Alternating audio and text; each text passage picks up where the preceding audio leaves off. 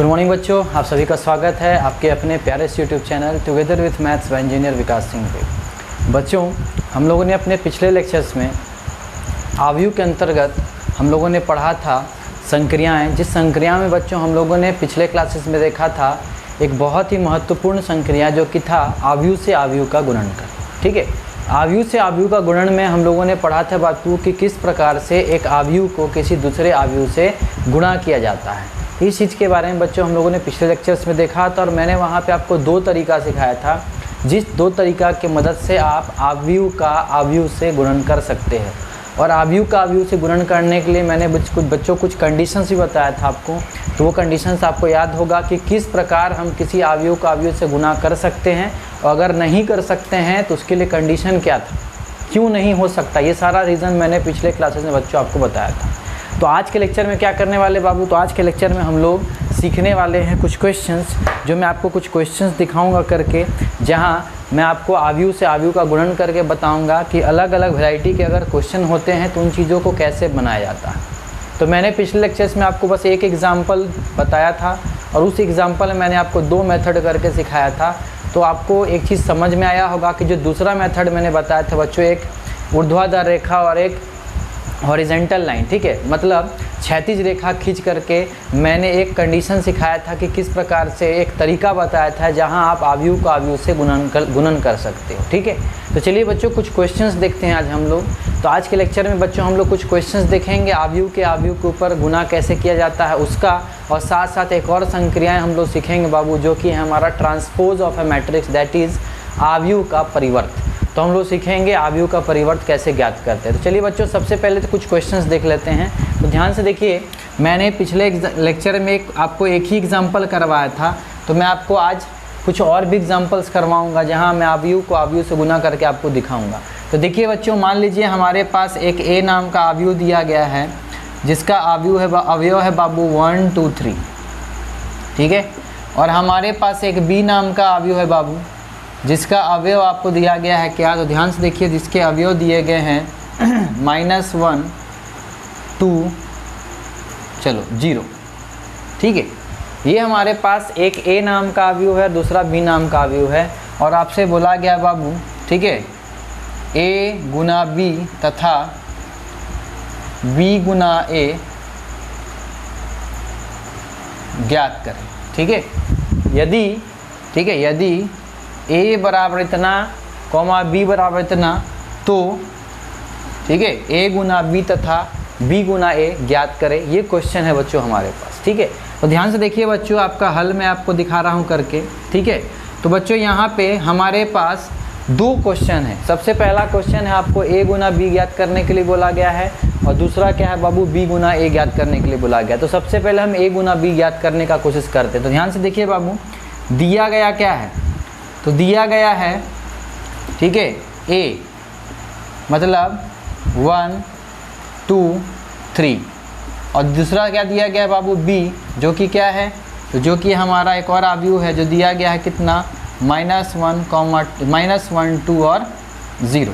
तो हमें सबसे पहले बोला गया है ए गुना बी ज्ञात करने के लिए। तो ए गुना बी का मतलब क्या होता है बाबू, तो ए गुना बी का मतलब पहले ए का कोटि ध्यान से देखो क्या है, तो 3 पंक्ति है और एक स्तंभ है, तो ये 3 क्रॉस 1 का कोटि है। और इसमें देख सकते हो एक पंक्ति है और 3 स्तंभ है, तो ये 1 क्रॉस 3 का एक आव्यूह है।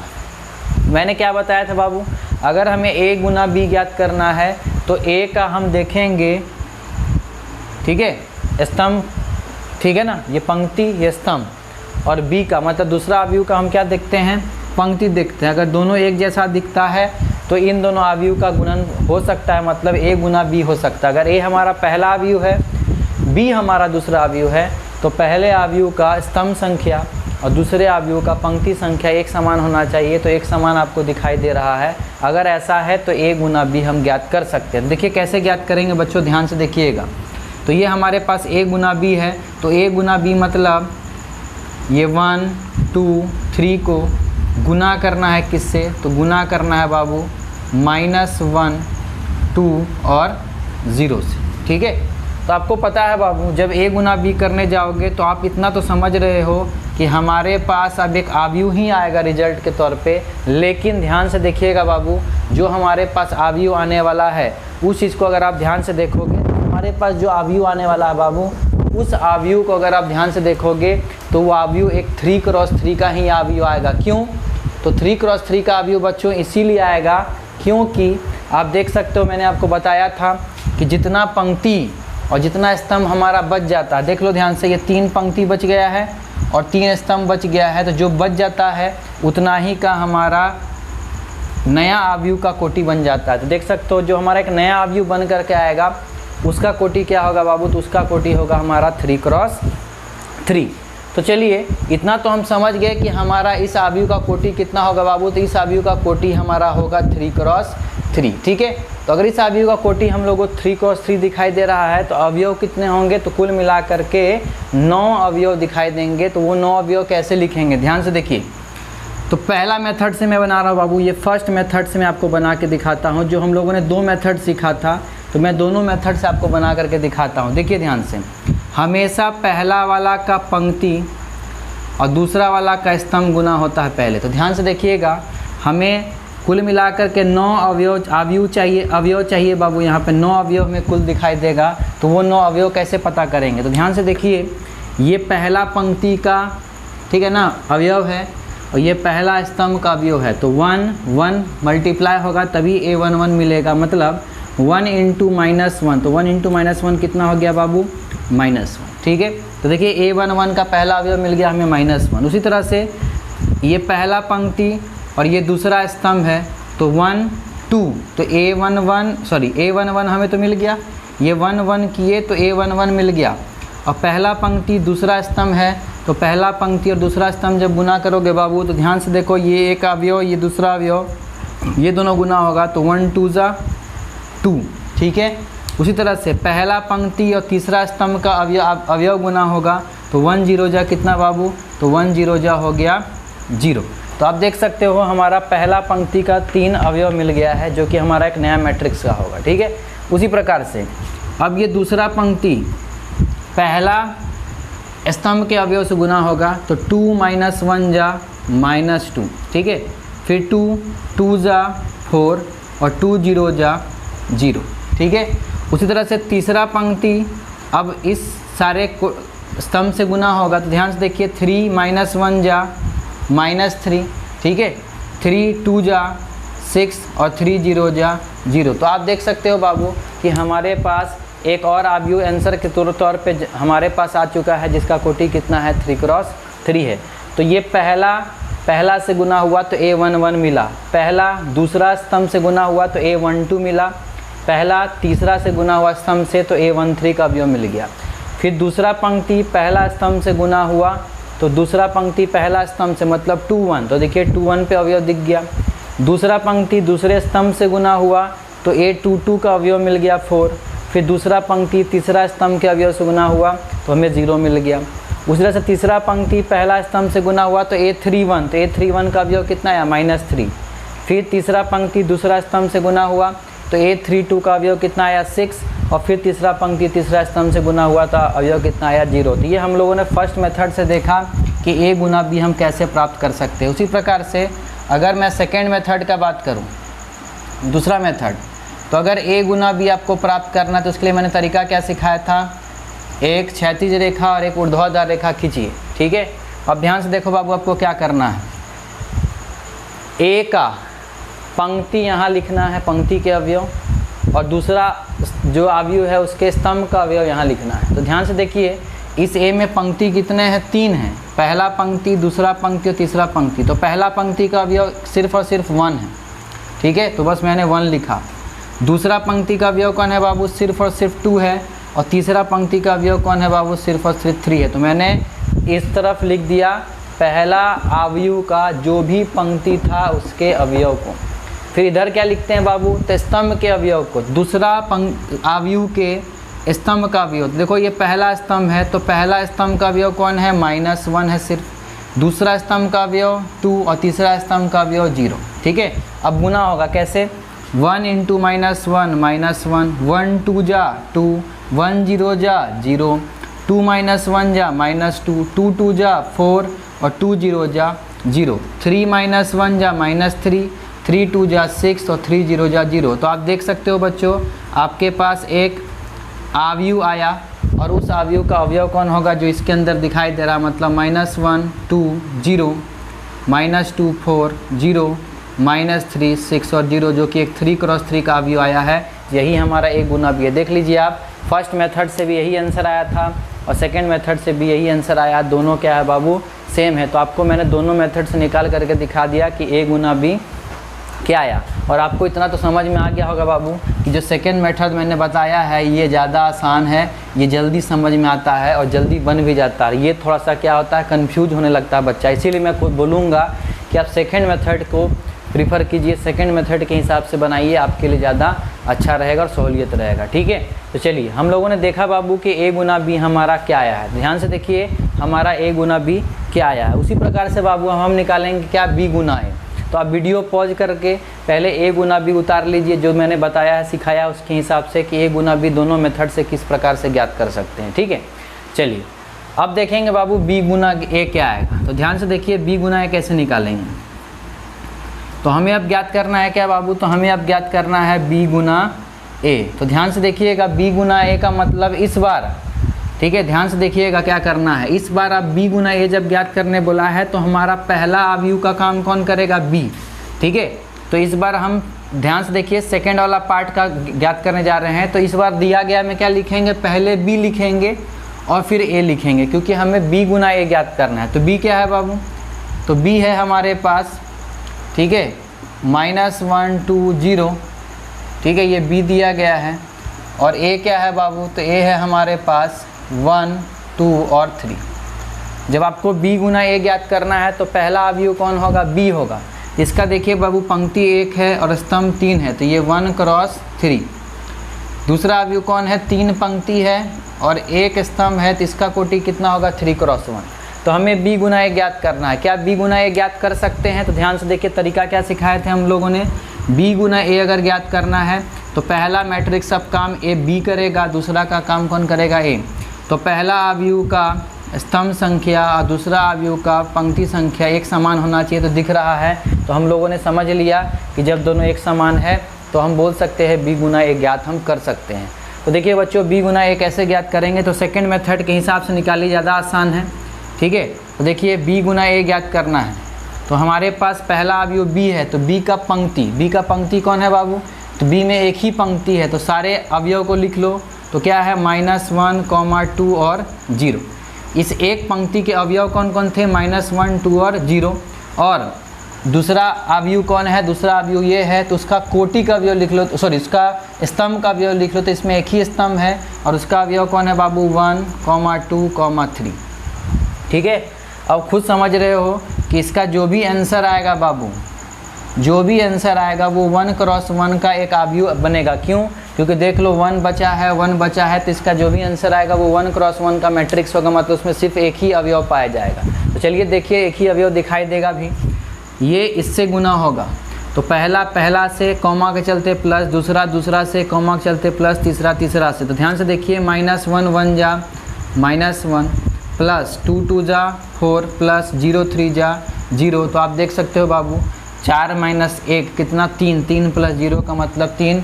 तो हम देख सकते हैं हमारा अवयव जो बन करके आया वो एक 1 × 1 का अवयव है और उसका अवयव कौन है, सिर्फ और सिर्फ 3। तो यही हमारा B गुना A ज्ञात हो गया। ठीक है, तो बच्चों B गुना A देख सकते हो 1 × 1 का अवयव आया और A गुना B 3 × 3 का अवयव आया था। तो आपको इससे समझ में आ गया होगा कि A गुना B और B गुना A जो हमने भले ही निकाला है, ठीक है ना, तो उसका तरीका कैसे था वो आप लोगों को समझ में आ गया होगा। ठीक है, तो इस प्रकार से बाबू हम लोगों ने ज्ञात किया कि A गुना B और B गुना A किस प्रकार से हम फाइंड आउट कर सकते हैं अगर हमें क्वेश्चन में दिया गया होगा निकालने के लिए तो। ठीक है, चलिए तो आप क्या कीजिए, इस चीज़ को लिख लीजिए वीडियो स्टॉप करके या पॉज करके। ठीक है, फिर आगे एक और क्वेश्चन हम लोग करते हैं। ठीक है, ताकि आपका कंसेप्ट और क्लियर हो जाए।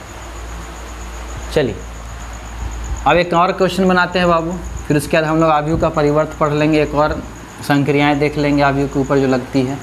ठीक है, तो देखिए एक और क्वेश्चन मैं आपको देता हूँ। यहाँ पे मैं एक और क्वेश्चन क्या दे रहा हूँ, ध्यान देना। यहाँ मैंने दिया कि यदि A बराबर 1 2 0 -3 4 1 4 0 0। ये एक A नाम का अवयव है और दूसरा अवयव क्या है बाबू? दूसरा अवयव B नाम का है क्या? 2 4 6 -1 2 3 1 1 और 1। ठीक है, ये एक B नाम का अवयव दिया गया बाबू और आपसे बोला गया है A गुना B ज्ञात करें। ठीक है, तो ध्यान से देखिए, A गुना B ज्ञात करने बोला गया है। तो सबसे पहले ध्यान देना, दिया गया क्या है? दिया गया है, क्या दिया गया है? एक A दिया गया और एक B दिया गया है। तो मैं यहाँ पे आपको समझ जाना है कि A दिया गया है क्या बाबू? तो यहाँ पे A दिया गया है हमारे पास 1 2 0 -3 4 और 1 4 0 और 0। ठीक है, और दूसरा क्या दिया गया है? B क्या है बाबू? 2 4 6 -1 2 3 1 1 और 1। ठीक है, A गुना B ज्ञात करने के लिए बोला गया है। तो हमने पहले दिया गया हुआ में A लिखा और फिर क्या लिखा? B। अब इन दोनों का हम कोटि लिखेंगे। तो आप देख सकते हो 3 क्रॉस 3 का अवयव है, ये भी 3 क्रॉस 3 का अवयव है। हमें क्या ज्ञात करना है? A Guna B। तो क्या A गुना B संभव है? तो चेक करते हैं। पहला अवयव A, दूसरा अवयव B, तो A का स्तंभ संख्या और B का पंक्ति संख्या दोनों सेम दिख रहा है, मतलब इन दोनों का गुना कर सकते हो। तो A गुना B तरीका सेकेंड मेथड लगाइए। तो सेकेंड मेथड क्या सिखाए थे बाबू? पहला का पंक्ति का अवयव। तो देखो कितना पंक्ति है? 3 पंक्ति। तो पहला पंक्ति का अवयव कौन है? 1 2 0। दूसरा पंक्ति का अवयव कौन है? -3 4 1। और तीसरा पंक्ति का अवयव कौन है? 4 0 0। तो ये हम लोगों ने देखा बाबू कि ये पहला अवयव का तीनों पंक्ति के अवयव को हम लोगों ने यहाँ पे लिख लिया। ठीक है, अलग अलग। उसी प्रकार से दूसरे अवयव का क्या करते हैं? स्तंभों को लिखते हैं। तो पहला स्तंभ, दूसरा स्तंभ और तीसरा स्तंभ। तो पहला स्तंभ का अवयव क्या है बाबू? 2 -1 1। फिर दूसरा स्तंभ का 4 2 1 और तीसरा स्तंभ का क्या है बाबू? 6 3 और 1। ठीक है, तो हम लोगों ने दूसरे अवयव का स्तंभ का अवयव भी हम लोगों ने लिख लिया। अब गुना होगा, कैसे गुना होगा? ये इससे। ठीक है, तो पहला से कॉमा के चलते प्लस, दूसरा से कॉमा के चलते प्लस, तीसरा। चलिए करके देखते हैं। 1 2 = 2। ठीक है, प्लस 2 - 1 जा -2 और प्लस माइनस माइनस ही होगा, तो इसको मैं -2 लिख देता हूँ। ठीक है, कॉमा के चलते प्लस, 0 1 जा 0। ठीक है, उसी प्रकार से 1 4 जा 4, कॉमा के चलते प्लस, 2 2 जा 4, कॉमा के चलते प्लस, 0 1 जा 0। पहला से, दूसरा से, तीसरा से, ऐसे ही होगा। फिर 1 6 जा 6, कॉमा के चलते प्लस, 2 3 जा 6, कॉमा के चलते प्लस, 0 1 जा 0। ठीक है, चलिए उसी तरह से अब ये इससे होगा तो यहाँ लिखते चलेंगे। -3 2 जा -6, कॉमा के चलते प्लस, 4 -1 जा -4, तो प्लस माइनस माइनस, तो ये -4 हो गया। कॉमा के चलते प्लस, 1 1 जा 1। ठीक है, उसी प्रकार से -3 4 जा -12, कॉमा के चलते प्लस, 4 2 जा 8, कॉमा के चलते प्लस, 1 1 जा 1।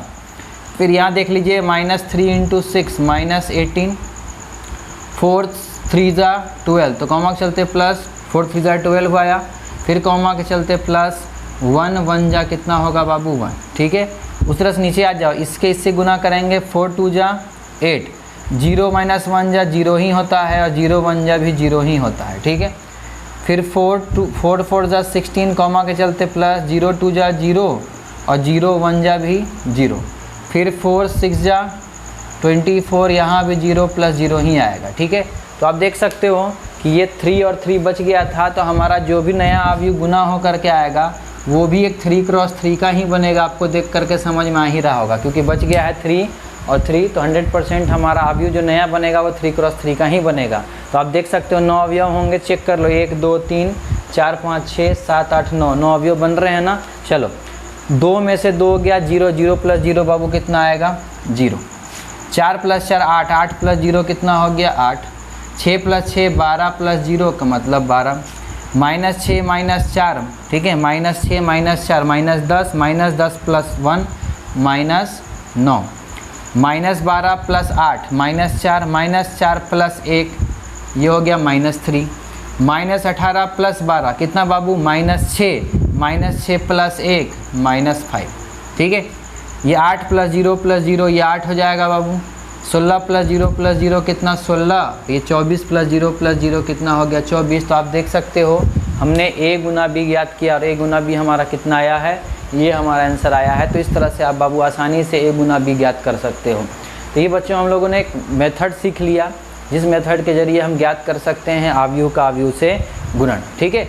चलिए, अगर आप लोगों ने एक अवयव का किसी दूसरे अवयव से गुना करने अगर आप सीख चुके हैं तो आपको एक चीज़ दिखाई दिया होगा। क्या दिखाई दे रहा होगा तो ध्यान से देखिए। आप पहले इस चीज़ को बना लीजिए वीडियो पॉज करके, ठीक है। तो मैं आपको कुछ नोट में एक शब्द कुछ चीज़ें बताना चाहूँगा जो कि कहीं ना कहीं आपके लिए बहुत फ़ायदे की चीज़ होगी, ठीक है। चलिए, तो नोट करके लिखना है बाबू। नोट करके क्या लिखना है, ध्यान से देखो। नोट करके कुछ चीज़ें जो आपको बता रहा हूँ जो कि कहीं ना कहीं बहुत इंपॉर्टेंट चीज़ है, ठीक है। आपको ध्यान में देगा वो चीज़, आपको समझ में आएगा कि चीज़ का क्या यूटिलाइजेशन है, ठीक है। तो ध्यान से देखिए बाबू, नोट में ध्यान देने योग्य बातें क्या हैं। तो ध्यान देने योग्य सबसे पहले इंपॉर्टेंट बात ये है बाबू कि ये मत समझिएगा कि जैसे संख्या में 2 गुना 3 और 3 गुना 2 बात बराबर ही होता है।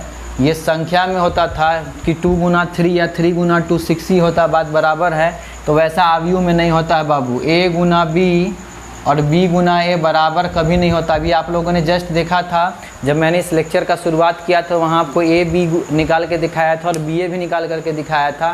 क्या दोनों सेम आंसर आया था? जी नहीं। तो याद रखिएगा, अवयव का अवयव के गुणन में कभी भी a गुना b और b गुना a बराबर नहीं होता है, ठीक है ना। ये चीज़ ध्यान में रखिएगा। इसीलिए a b बराबर b a नहीं होगा। ये पहला पॉइंट है जो ध्यान देने वाला बात है, ठीक।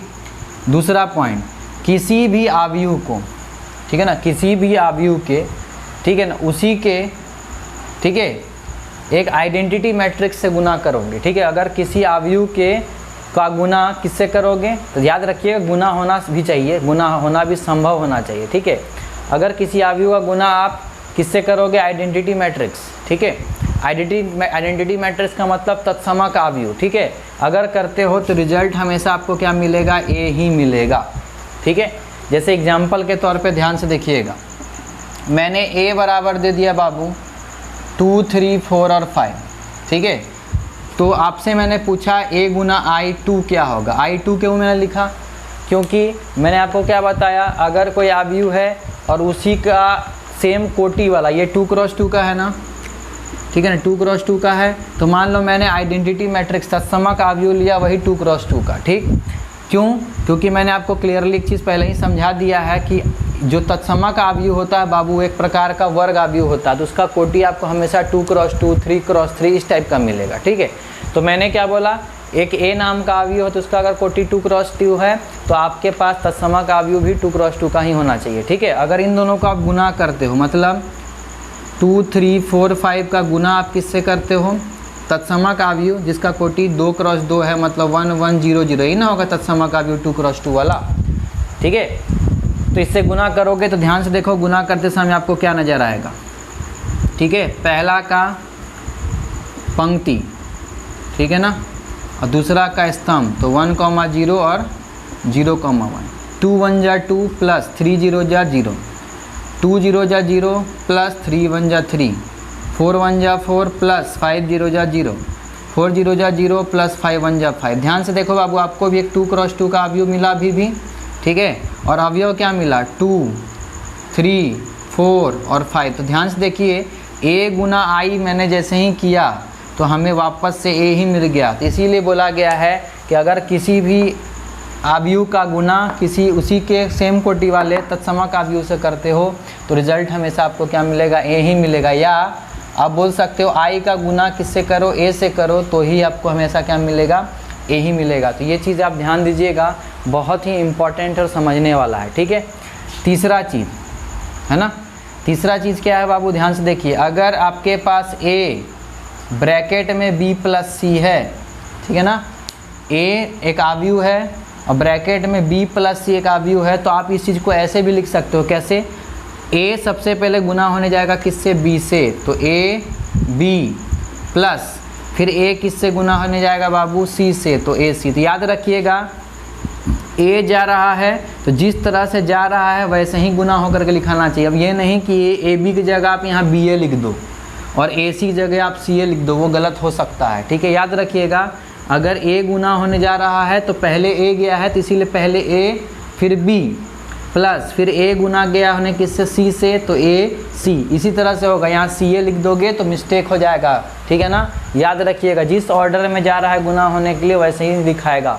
इधर उधर करके लिखोगे, अगर इस a b की जगह b a लिख दोगे तो गलत हो जाएगा, पूरा का पूरा हो सकता है आपका कैलकुलेशन गड़बड़ हो जाए। याद रखिएगा जो जैसे गुना होने के लिए जाएगा वैसे ही काम होना चाहिए। ठीक है, या अगर आप चीज़ को समझ रहे हो, अगर यही चीज़ रहता है इस प्रकार से b प्लस सी गुना होने गया a c, ठीक है, तो कैसे होता?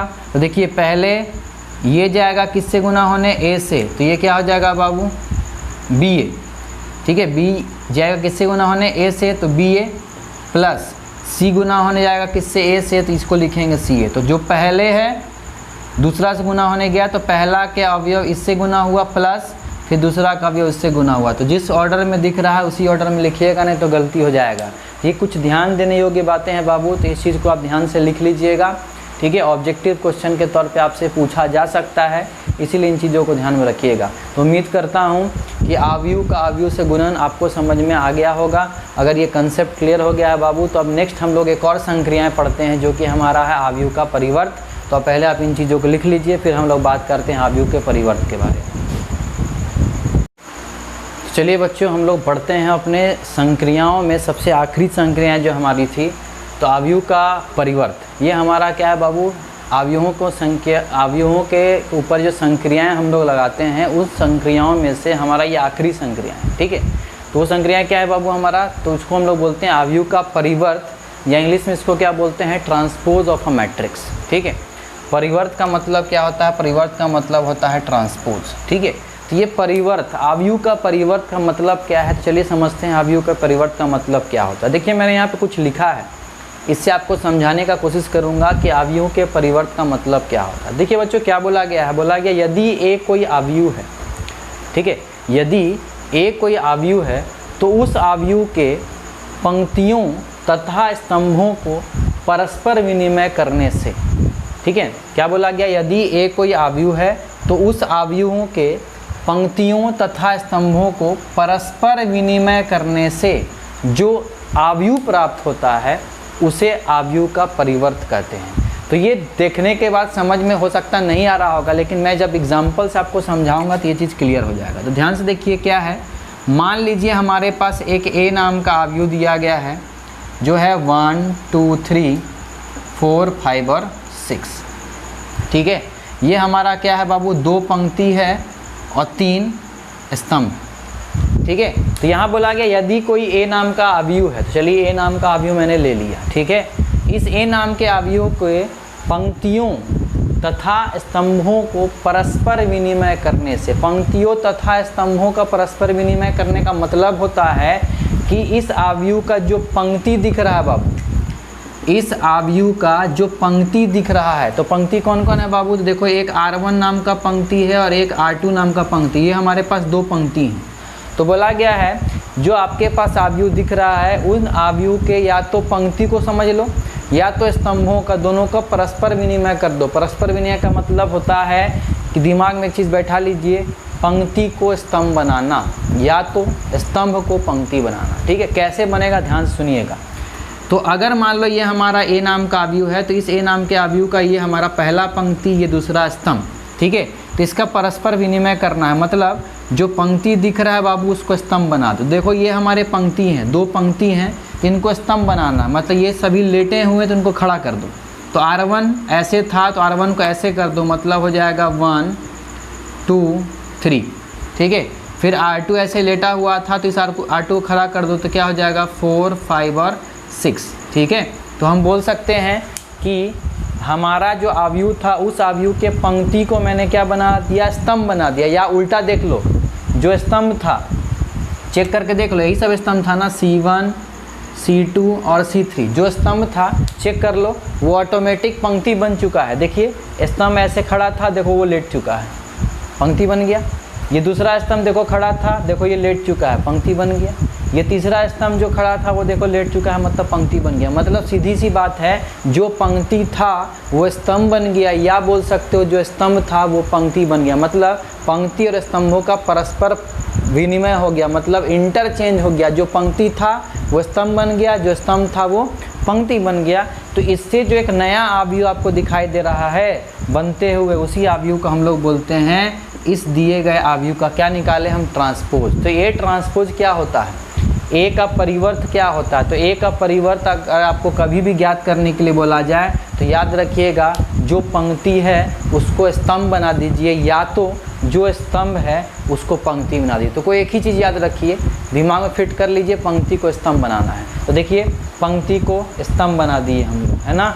और यही प्रोसेस को क्या बोलते हैं बाबू, तो इसी प्रोसेस को, इसी नियम को हम लोग बोलते हैं क्या, किसी आव्यूह का परिवर्त ज्ञात करना। मतलब ये भी एक ऐसा संक्रिया है जो संक्रिया हम कहीं ना कहीं आव्यूह के ऊपर लगाएं, ठीक है।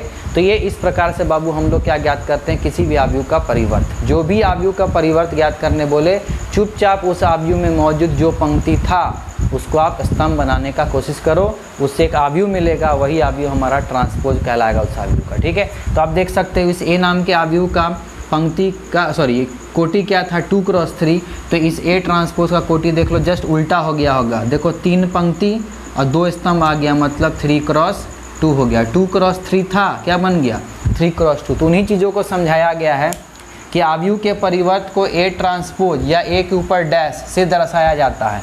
तो आप चाहे तो इस एक नाम के आव्यूह के परिवर्त को ए के ऊपर टी या तो ए डैश, दोनों में से किसी से भी दर्शा सकते हो। तीसरा चीज़ क्या बोला गया, यदि ए बराबर, देखो जनरल रूप में मैंने एक सामान्य रूप में मैंने आव्यूह को दर्शाया है कि ए बराबर अगर ए आई जे एम क्रॉस एन है, ठीक है ना। तो जैसे ही ए ट्रांसपोज हुआ तो ये ए जे आई बन गया। ए जे आई मतलब देखिए ध्यान से, अगर मैं आपसे बोलूं कि इस आव्यूह का पोजीशन कितना था, तो आप देखो पहला पंक्ति दूसरा स्तंभ, मतलब A12 था। अब इसी का यहाँ चेक करो कि क्या है पोजीशन। तो देखो ये दूसरा पंक्ति और पहला स्तंभ में आ गया, मतलब ये A21 आ गया। तो देखो जो अवयव का पोजीशन था ये AIJ था, वो किस में कन्वर्ट हो जा रहा है, AJI। सब के साथ ऐसा ही कुछ हुआ है, ठीक है ना। उसीलिए मैंने यहाँ पे लिखा है कि जो AIJ है वो क्या बन जाएगा बाबू, तो वो AJI बन जा रहा। चेक कर लीजिए, ये AIJ था, ये यहाँ AJI बन गया, मतलब A12 था तो ये A2 बन गया। हर एक अवयव के साथ कुछ ऐसा ही हुआ है, ठीक है ना। चलिए और ध्यान से देखिए, ये कोटि M क्रॉस N था तो वो किस में बदल जाएगा, N क्रॉस M में, उल्टा। 2 क्रॉस 3 था तो वो किस में बदल गया, 3 क्रॉस 2 में। तो यही चीज़ होता है, यही सब चीज़ पाया जाता है कब, जब किसी आव्यूह का हम परिवर्त ज्ञात करते हैं। तो ये चीज़ याद रखिएगा बाबू कि किसी भी आव्यूह का परिवर्त अगर आप ज्ञात करते हो तो उसमें जो पंक्ति होता है वो स्तंभ बन जाता है। दूसरा चीज़, जो उसका कोटि होगा वो भी पलट जाएगा और इस अवयव का स्थान जो पोजीशन था वो भी जस्ट उल्टा हो जाएगा। ये A12 पे मौजूद था पहले 2, तो ट्रांसपोज होने के बाद A21 पे आ गया। या इस 3 का अगर बात किया जाए तो ये 3 का पोजीशन क्या था पहले, तो इस 3 का पोजीशन था A13। अब यहाँ चेक करो तो ये A31 आ गया, ठीक है ना। तो पोजीशन भी क्या होता है, परस्पर विनिमय हो जाता है, मतलब इंटरचेंज कर जाता है। तो ये बेसिक सा चीज़ था जो मैंने समझाया। किसके बारे में बाबू, तो मैंने समझाया ट्रांसपोज मतलब आव्यूह के परिवर्त के बारे में। तो मैं कुछ एग्जाम्पल लेकर के आपको और भी समझाने का कोशिश करता हूँ कि आव्यूह का परिवर्त कैसे ज्ञात करते हैं। तो आप पहले इस चीज़ को डेफिनेशन के अनुसार लिख लीजिए, वीडियो पॉज करके। मैं कुछ एग्जाम्पल लेकर के आपको समझाता हूँ आव्यूह का परिवर्त कैसे ज्ञात करते हैं, ठीक है। चलिए देखिए बच्चों, मैं कुछ एग्जाम्पल्स लिख रहा हूँ आपके सामने, ठीक है। कुछ उदाहरण मैं दे रहा हूँ जहाँ मैं आपको ज्ञात करके दिखाता हूँ कि किसी आव्यूह का परिवर्त किस प्रकार से हम ज्ञात कर सकते हैं। देखिए यदि, ठीक है, क्वेश्चन ध्यान देना, यदि b बराबर 1 2 3 है तो b ट्रांसपोज मतलब b का परिवर्त ज्ञात करें। तो सीधी सी बात है बाबू, सॉल्यूशन हल पे आइए। b क्या है, तो b है हमारा 1 2 और 3, और आपसे मैंने क्या बोला, b ट्रांसपोज ज्ञात करने के लिए। तो b ट्रांसपोज क्या होगा, ध्यान से देखिएगा बाबू। ये पंक्ति है ना, उस पंक्ति को स्तंभ बना दो, ये लेटा हुआ इसको खड़ा कर दो। तो कैसे हो जाएगा बाबू, ये हो जाएगा 1 2 3। तो देखिए जो पंक्ति था वह स्तंभ बन चुका है, मतलब इसका कोटि क्या था 1 क्रॉस 3 था, तो इसका कोटि अब क्या बन गया 3 क्रॉस 1। तो ये हमें ज्ञात हो गया बाबू क्या, बी ट्रांसपोज ज्ञात हो गया। उसी प्रकार से मान लो एक और क्वेश्चन मैं यहाँ लिख देता हूँ कि सी बराबर, ठीक है 1 2 3 4 है, ठीक है। तो मैंने आपसे पूछा सी ट्रांसपोज क्या होगा, तो सीधी सी बात है बाबू सी ट्रांसपोज निकालना है। तो क्या करोगे, जो पंक्ति है उसको स्तंभ बना दो। तो ध्यान से देखो ये पंक्ति लेटा हुआ था, इसको खड़ा कर देना है। तो 1 2 लेटा हुआ खड़ा कर दो, तो ये 1 2 3 4 लेटा हुआ खड़ा कर दो 3 4। तो आप देख सकते हो ये हमारा जो पंक्ति था वो स्तंभ बन गया है ना। इसका कोटि क्या था 2 क्रॉस 2, तो इसका कोटि भी 2 क्रॉस 2 ही होगा। उल्टा करोगे तो भी वही चीज़ दिखाई देगा, बस अंतर यही है कि अवयव का पोजीशन बदल गया है। तो ध्यान से देखिए सी का सी ट्रांसपोज हमने ज्ञात कर लिया। तो इस प्रकार से बाबू आप आराम से किसी भी अवयव का परिवर्त ज्ञात कर सकते हो। ये एक तरीका है जिस तरीका से आप फाइंड आउट कर सकते हो किसी भी अवयव का परिवर्त, ठीक है। अगर आप परिवर्त समझ गए हो बाबू तो इससे रिलेटेड कुछ इंपॉर्टेंट जानकारी है, तो उस चीज़ को मैं नोट करके लिखा देता हूँ, ठीक है। ध्यान से देखिए, नोट करके मैं लिखाता हूँ, ध्यान से देखिएगा बाबू। तो नोट करके सबसे पहला ध्यान देने वाला बात क्या है, ध्यान से देखना। पहला, ठीक है, किसी भी अवयव का अगर आप परिवर्त ज्ञात करते हो, ठीक है ना, और फिर वापस से उसका परिवर्त ज्ञात कर दो तो वापस से आपको ए ही मिलेगा, ठीक है। ए का ट्रांसपोज का अगर फिर से ट्रांसपोज कर दोगे तो वापस से आपको ए ही मिल जाएगा, ठीक है। ठीक है, जैसे एग्जाम्पल के तौर पे मान लो, ठीक है, एग्जाम्पल के तौर पे मान लो मैंने आपके पास एक ए नाम का अवयव दिया जिसका अवयव है 1 2 3 4।